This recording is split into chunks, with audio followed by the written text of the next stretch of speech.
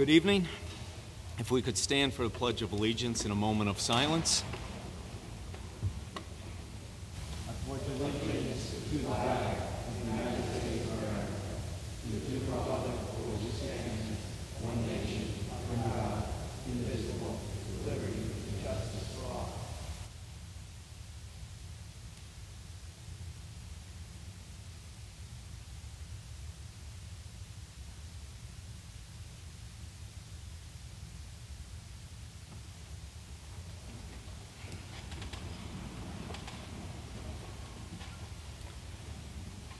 Again, good evening and welcome to the October 3rd regular meeting of the Planning and Zoning Board. If I could have a roll call from my left. Brian Collegian. Nancy Austin. John Grant. Jim Quish. Carl S. Moore. Tom Nickel. Tom Panzella. And I'm Scott Marlowe, Board Chair, and we're joined by Mr. Sulka, City Planner, and Meg Green. First item, if there's no objections from the board, I'd just like to move a couple items on the agenda. The Chair's report and new business I'd like to put after item H, approval of minutes. So if there's no objections, we'll do that. Okay. First item is a public hearing. It is Item 1, 4 through 8 Clark Street, CDD-1, petition of Ray Macaluso for a special permit and site plan review for a car dealership expansion on map 53, block 331, parcel 12, of which L&L LLC is the owner. Mr. Macaluso. Thank you, Mr. Chairman. My name is Raymond A. Macaluso. I'm the owner of Westcott Mapes Consulting Engineers located at 140. Yes, Mr. Sulk. Sorry to interrupt you, Mr. Macaluso. I believe you have a board member who tried to get your attention. Oh, I'm sorry. I'm sorry, Mr. Chairman. I need to recuse myself as Napoli Kia is one of my clients, so I want to step out. Thank you. Thank you, Mr. Chairman. Again, for the record, my name is Raymond A. Macaluso. I'm the owner of Westcott Mapes Consulting Engineers located at 142 Temple Street, New Haven. And I represent Napoli Kia, which is owned by L&L 2 LLC. We're seeking to expand the inventory capacity of their existing vehicle dealership located at 241 Boston Post Road, which is the Napoli Kia indoor outlet. Shown on the map as located in the front, as we all know, going back a few years as the old Casanova Candy.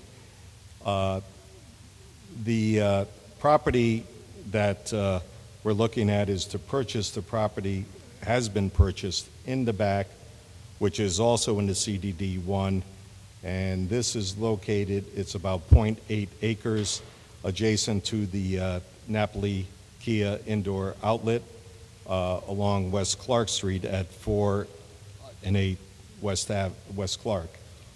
The subject property is in, as I said, in the corridor CDD1, and it's approximately 141 linear feet of frontage along West Clark, and we're looking to to construct an inventory dealership on this particular property. It abuts Washington Field to the west. To the south, there's a residential building, but it's, when I show you the pictures, it's really an office building, not residential.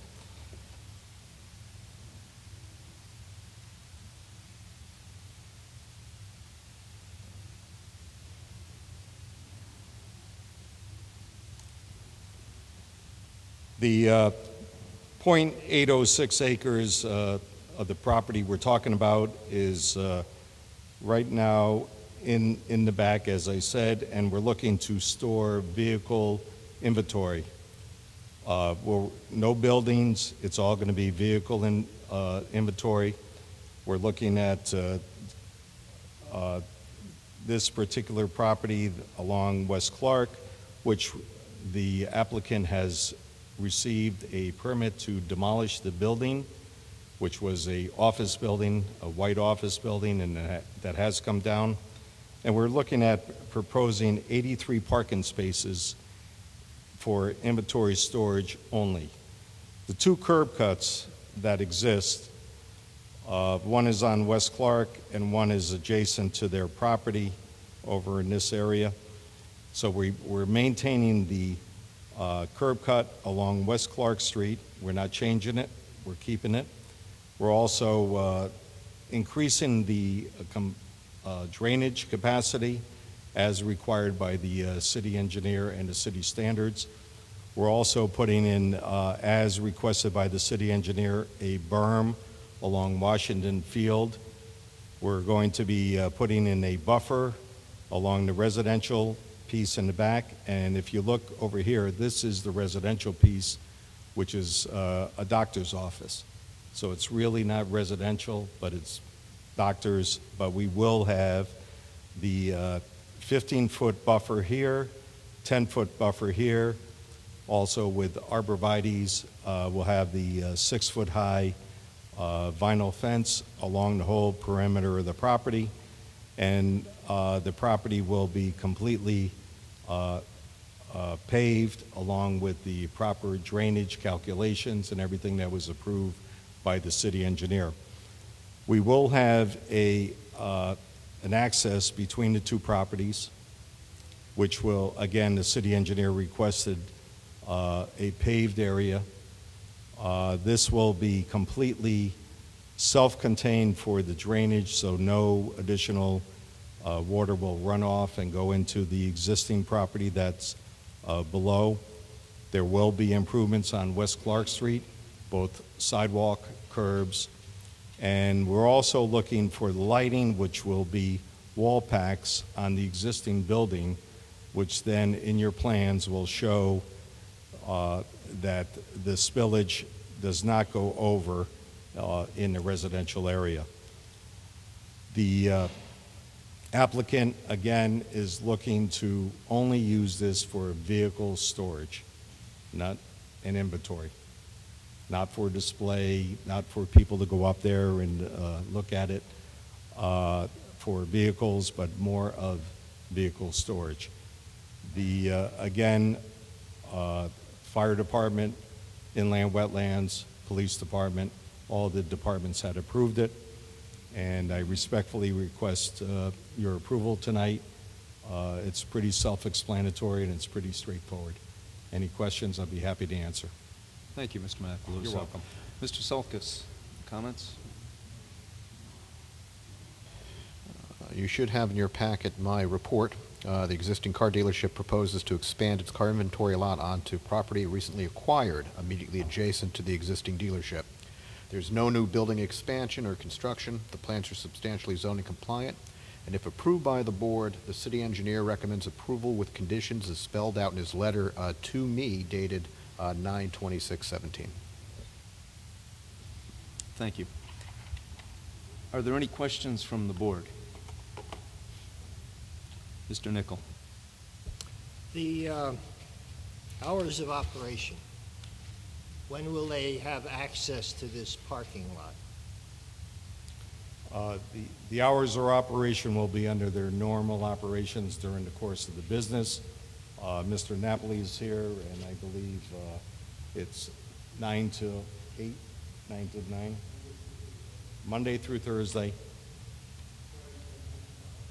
Monday through Saturday, 9 to 5. Will you be loading and unloading new cars into that lot with a trailer? No, no. Everything will be off of the 241 Bridgeport Avenue. All right, one other question. It's not going to be used for employee parking? No. Thank you. Other questions from board members? Okay, thank you, Mr. Macaluso. You're welcome. This is a public hearing. So at this time, I would invite anyone that wishes to speak in favor of this project to step forward, state your name and address. If you would address all your comments to the board, and if you would keep your comments to about 3 minutes. Thank you. Good evening. Hi, I'm Jeff Vargo, 59 Rolling Ridge Road in Orange. I'm a partner at 232 Boston Post Road, across from Lenny. I'm in favor of this project. He's a little strapped for parking and needs expansion for his cars, so just want to say that I'm in favor of it. Thank you. Is there anyone else that would like to speak in favor? Good evening. My name is Lawrence J. Grillo, Grillo Services, 1183 Ornoak Road, Milford, Connecticut. I also would like to speak in favor of the project. Everything I've seen from Napoli over the last 25, 28 years we've been here doing business in Milford has been first class, and I think it's a good project. I'd like to speak in favor of it. Thank you. Is there anyone else that would like to speak in favor?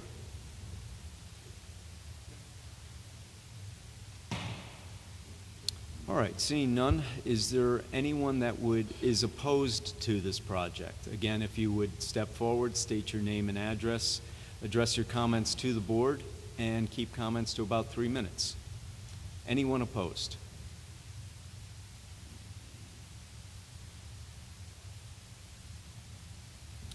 All right, seeing none, Mr. Macaluso, any final comments?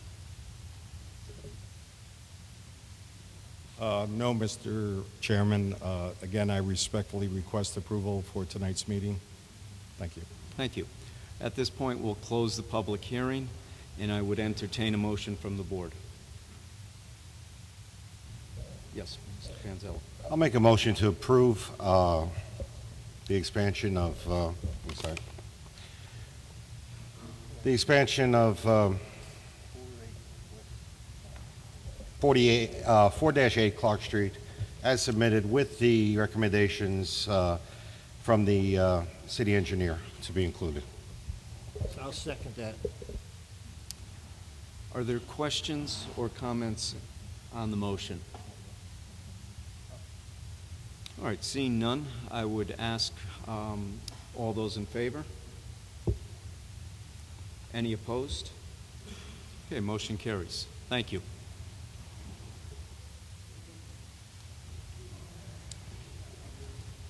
Nancy, welcome back. Okay, next item of business is item 2, 21 Tremont Street.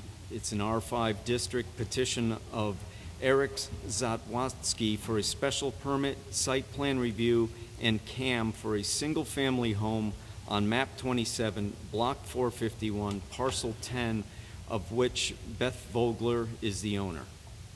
Good evening. Yes, good evening. I'm Richard Morris from Diversified Technology Consultants. I'm the project manager for this project. With me as well. Excuse me, sir. Eric. Could you just raise the mic a little bit? Oh, sorry. Thanks. Again, Richard Morris, Diversified Technology Consultants. I'm the project manager for this project. With me is Eric Zawatsky, our civil engineer, also from Diversified Technology Consultants. This is a Department of Housing Sandy Recovery, Storm Sandy project. So it's partially funded by the DOH. And so the house has been empty and then demolished for 5 years. And during the course of the project, we realized that structurally the house was not a candidate for elevation. So we opted to go with a demolition and reconstruction. And that is what has brought us to deal with a non-conforming site. So Eric will speak to that, and I'll have the drawings for reference. Yeah, the existing site is non-conforming, so the new building will be built within all the zoning requirements, height, setbacks, coverage. We're reducing lot coverage, reducing impervious area, and basically the reason we're here is we're within 25 feet of a tidal wetlands, which is right here, which is just the edge of the property at a small retaining wall existing. So, I'm not sure what else. That's the crux of the matter. That's the crux of it, yes. Tidal wetland and the need for the special Yeah, the house will be built above the 500-year flood elevation. I'm not sure, that's pretty much it. Yeah, I believe Milford is familiar with the Sandy project. DOH has worked closely with the city DOH has worked closely with the city of Milford to establish the base flood elevations and the requirements for funding these projects. So the special permit is to address the tidal wetlands, which is brought about by the fact that we're reconstructing the home and not just merely elevating it. Thank you. Thank you. Mr. Solkis. The applicant proposes to demolish the existing house and construct a new one. The new house has been reviewed and found to be substantially zoning compliant. A CAM report was submitted by the applicant, which shows the project does not appear to pose a negative environmental impact on coastal resources. If approved by the board, the city engineer recommends approval with conditions and spelled out in his letter to me, dated 9/15/2017. Thank you. Are there questions from board members? Mr. Grant. Just one question. I noticed the base flood elevation is at 11, and you're showing the start elevation at 15. Yes. I was just wondering why you went that high up. There is a program requirement. Got to speak a little closer. Okay, I know. There's a program requirement that you have to use a formula for these projects to receive funding, and we use the 500-year elevation times. It's been a little while since I calculated it. Yeah, as part of the community development block grant, we had to follow the I guess executive order at the time is to use the 500-year, 1 foot above it, and the only way to get the 500-year, you take the 100-year multiplied by 1.25, and that was the direction we got from the state as part of the program. Thank you. Yeah, so thanks, Eric. Yeah, so 100-year flood times 25% plus a foot is our base flood elevation that we have to design from. Are there other questions from board members? Mr. Nichols. I was out at that site, and it is demolished, but I also see that there is a slab that still remained there and some concrete footings in the back that look like they're 5-gallon cans loaded with concrete, and a drain pipe that seems to lead into the wetlands. Can you explain some of that? Yeah, I'm not aware of the what's going on at the site exactly right now during construction, but that's all going to be removed. There's no connecting to any new drain pipes. The downspouts are going to go into stone to be treated and retained on site. Not going to use the slab over again, or the footings? No, that's all being removed. Thank you. Are there other questions from board members? Okay, seeing none, thank you. This is a public hearing, and at this time, I would invite anyone that is in favor of this project, if you would step forward, state your name and address, address all your comments to the board, and if you would keep your comments to about 3 minutes. Thank you. Good evening, sir. Hi, I'm Jay Adler, and I'm next door at 19 Tremont, and I had a few questions before I decided whether or not I was for or against it. I'd like to know how high above ground level the top of the building will be. Mr. Solkis, I know this isn't question and answer type. It's not a question and answer. We're here to get testimony from the public, not answer the public's questions. All right. I'm sure that if you speak with the architect after, or the engineer, he could give you that. After you vote. Well, the way this is set up, it's not necessarily a question and answer type session. All right, thank you. Okay, again, is there anyone in favor of this project? All right, seeing none, I would ask at this time if there is anyone that is opposed to this project. Again, if you would step forward, state your name and address, and keep your comments to about 3 minutes and address all your comments to the board. Anyone opposed?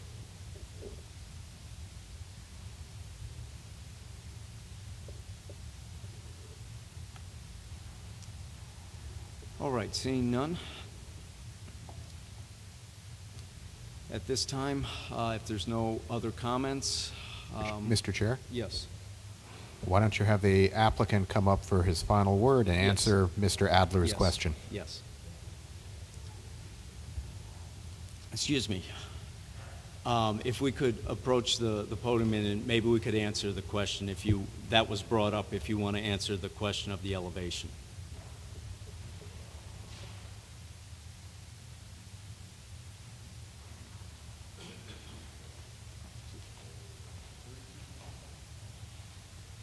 It's going to be, the house is, did you say answer his question? Oh, sorry. It's 33.17 feet above the ground level. And Mr. Sulcus, that fits within our regulations? It does.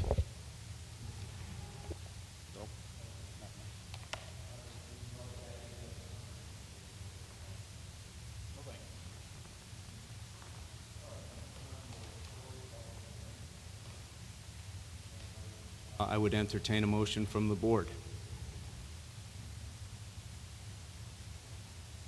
Mr. Barone. I make a motion that we accept with the conditions put forth in the letter to Mr. Sulcus by the city engineer. Second.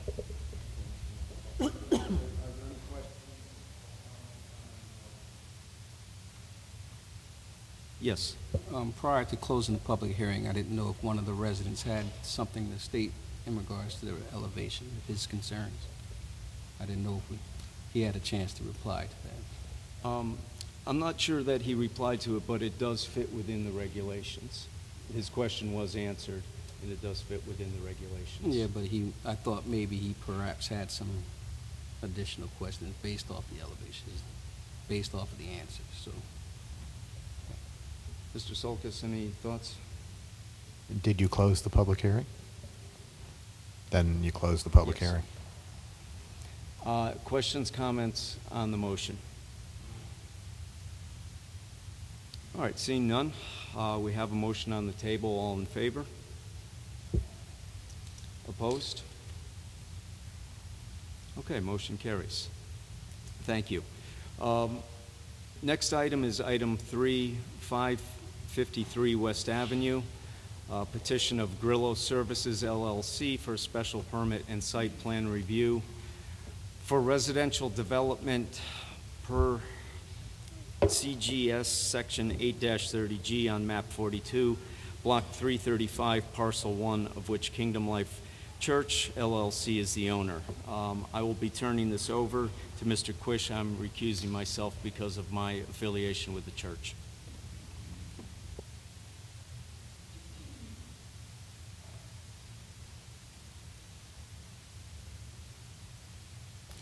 Mr. Sulcus, do you have any comments or anything you'd like to add to the record?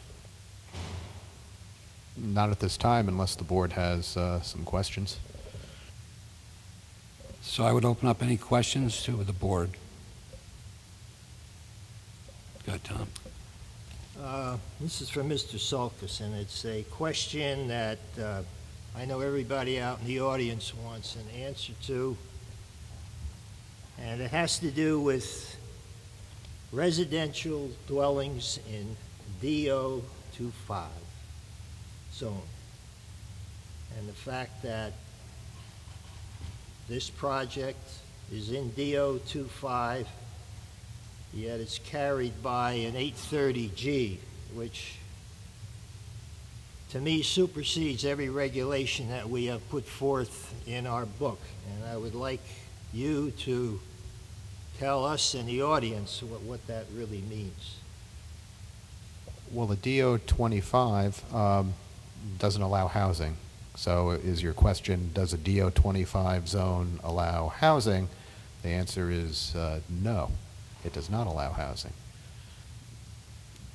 if you have a follow-up question to that, I can I do. try to answer. In regards to that answer, we are putting housing in a DO2, or the applicant is proposing housing in that zone.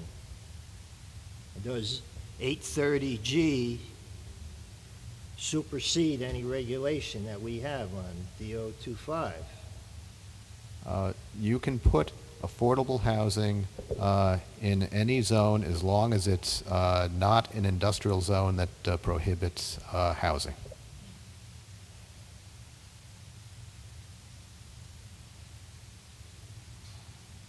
Any further questions or comments from the board?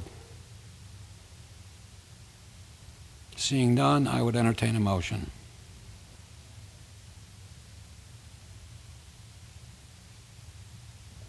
Mr. Grant.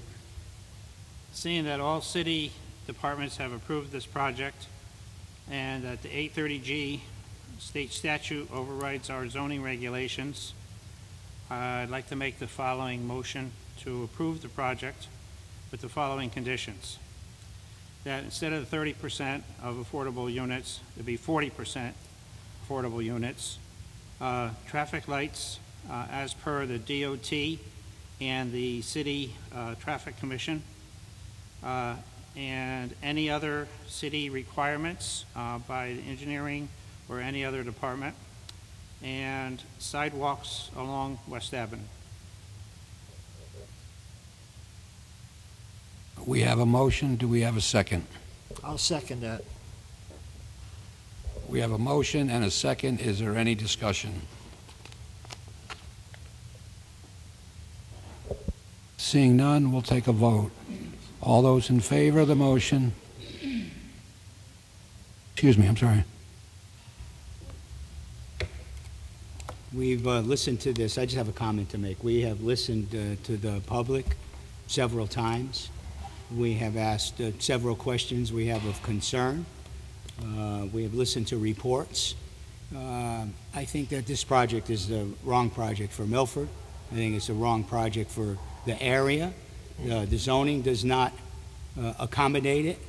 The fact that the contractor is bringing in the 830G issue supersedes anything that we decide to do in Milford, and I think this is an abuse.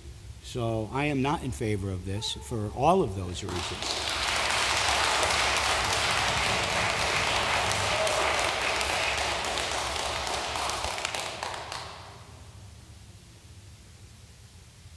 Mr. Chair, if you're going to have a motion for approval, can I make a suggestion of something that you should add to that motion, which would have to do with because it's in a floodplain? And I would ask that you add to the motion the condition that the supporting hydrologic and hydraulic analysis for equal conveyance and compensatory storage is required by zoning regulations 5.8.17 and 5.8.16 demonstrate that all encroachments shall not result in any 0-foot increase in flood levels, and the compensatory volume of water that is displaced by construction activity in the flood hazard area be comparable and incrementally equal when the base flood elevation is established at the 500-year flood elevation, as is the requirements by the state of Connecticut DEEP and the Department of Housing. Mr. Grant.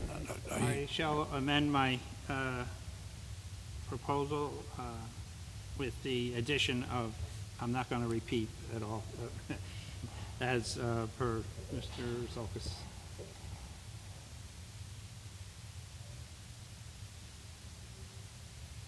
Did whoever seconded it, are you going to second the amended motion? I will second the amended motion. Okay, we have a new motion, seconded. Are there any further comments from the board? Seeing none, all those in favor?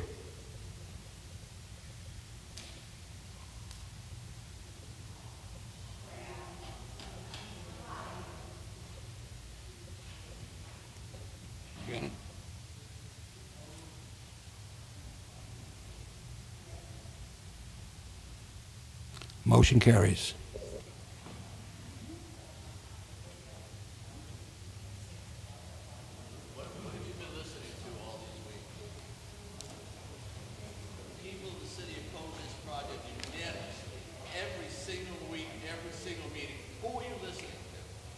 Shame on you. You're going to put so much hardship on our 50-plus community. It's unbelievable.